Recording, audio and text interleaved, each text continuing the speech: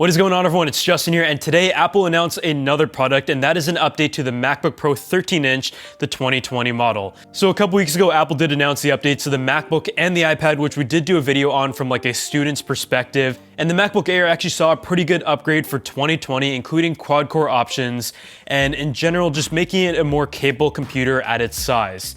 But a lot of people were also asking whether or not they should get the MacBook Pro or the MacBook Air for video editing, photo editing, coding, and just stuff that might need a little bit more power. And my suggestion was to wait a little bit for the update of the MacBook Pro 13-inch, or even wait for the 14-inch model that is set to come out hopefully very soon, even just for the keyboard updates. But because there are quite a few options in terms of the specs and different processor options, port selection, I'm going to talk a bit about that in this video just to make sure you know which one you're getting, because it's not that easy to notice at first glance. Just to summarize though, you have a better keyboard, better speakers, as well as a new processor generation, faster RAM, and also the new keyboard, of course. If you guys haven't entered already though, I do have an iPhone SE giveaway that is currently going on the channel, so I'm going to drop a link to enter in the top of the description. So when you go to the website, the MacBook Pro 13-inch now starts at $1299, which is essentially the same price as the 13-inch maxed out MacBook Air, but there's definitely a few differences even at the base option. So for the starting price of $1299 on the MacBook Pro 2020, you're getting a 8th generation 1.4 GHz i5 quad-core processor that can turbo up to 3.9. This also includes the Iris Plus graphics 645 and 8 gigs of DDR3 RAM, and that is going to be important as we compare to the higher models. It also comes with 256 gigs of storage compared to 128 for the same base price, and if you want to upgrade to 16 gigs of RAM, it is $100 compared to $200 in previous years. The disadvantage here though is that it comes with 2 Thunderbolt 3 ports compared to 4 on the upgraded models. Now moving on to the upgraded models though, this is definitely not going to come in at a cheap price.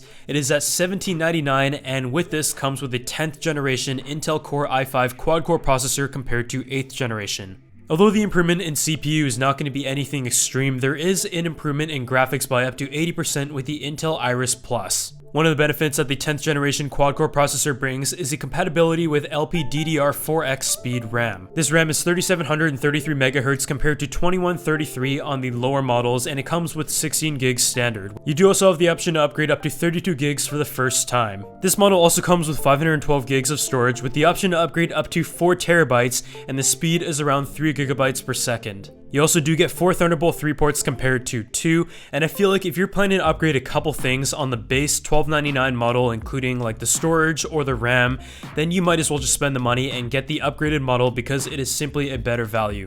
But perhaps some of the other big changes is the addition of the Scissor switch keyboard as opposed to the Butterfly, and this makes it the last MacBook that needed an update, and the Butterfly era is officially over.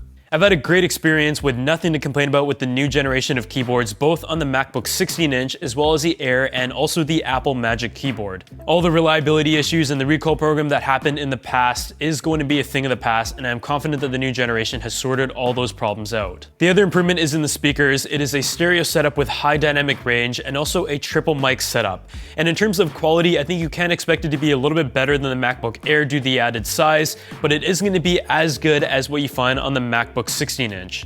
The display on the MacBook Pro is exactly the same. It is a DCI P3, which is going to be very beneficial for photo and video editing if you work with colors, and the brightness is also 500 nits. And in comparison, the MacBook Air has a 400 nit brightness, which I have mentioned is not as bright as I would have liked, because if I'm even like using it at like the dining table next to the window, I do find the screen to be a little bit dim. The webcam though is still exactly the same, so if you're going back to school and doing Zoom calls, your video quality is going to be essentially the same as anyone else's in like the past decade who is using a MacBook. The battery life is also 10 hours rated, and compared to the MacBook Air, that is rated for about 11 hours. So for the most part, if you have the previous generation 13-inch MacBook Pro, the battery life is going to be about the same. So as you guys probably noticed, I've talked a lot about the MacBook Air in comparison to the new MacBook Pro, because now that they've both been updated to 2020, I feel like that is going to be a decision that a lot of people are going to be making.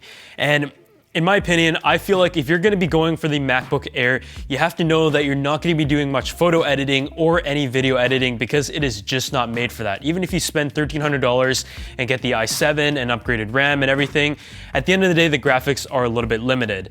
And despite the MacBook Pro not having dedicated graphics, it is going to be more capable because of the thermals. There's 2 fans as opposed to 1 on this. There's just more space for everything to breathe. You also have a better processor and the upgraded RAM options. And in addition to that, the DCI-P3 color space is also going to be better for photo and video editing in terms of colors, but also a brighter screen overall. So in my case, I did buy the maxed out MacBook Air because I just need like a portable computer for doing web-based stuff, but also wanted a bit of power to work with. So in that case, it did make sense, but for the majority of people, I will say, go ahead and spend the extra money on the MacBook Pro 13-inch, but do consider the additions that you're going to get with spending $1799, even though it is a pretty big price jump. But otherwise, I have ordered mine, and I hope you guys enjoy this video just as an update and a breakdown of the new MacBook for 2020, and I'll see you all in the next video.